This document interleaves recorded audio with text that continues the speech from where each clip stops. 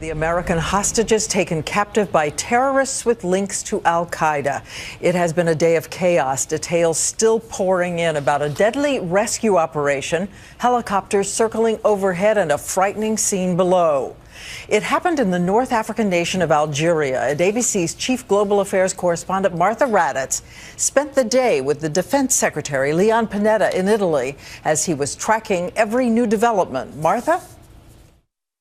Diane, this situation is very fluid, but reports we are getting tonight about the raid are very ominous. A U.S. official telling me tonight there were 10 Americans at the field. 5 are safe, but the fate of the other 5 we do not know. What is clear tonight is that this is far from over.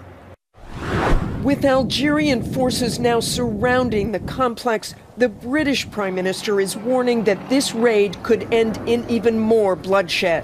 It is a very dangerous, a very uncertain, a very fluid situation, and I think we have to prepare ourselves for the possibility of bad news ahead. The worst coming after the Algerian military moved in with helicopters, reportedly fearing the hostage takers were going to escape.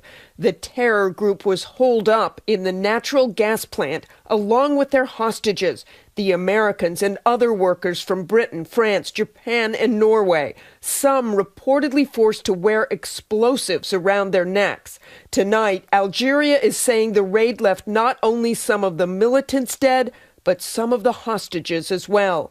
But it is not clear how many, and the battle is ongoing. A U.S. official saying tonight it is believed that between 15 and 20 hostages still remain inside. The militants say this is in retaliation for the French-led assault against Islamic rebels in the nearby country of Mali.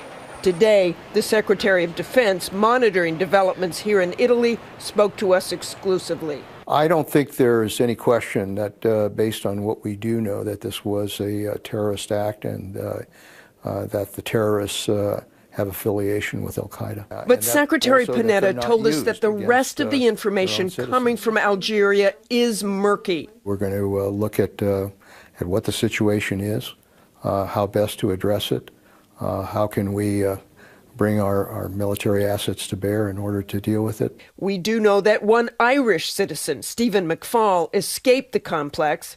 He talked to his family afterwards. Just really excited. Can't wait till he comes home.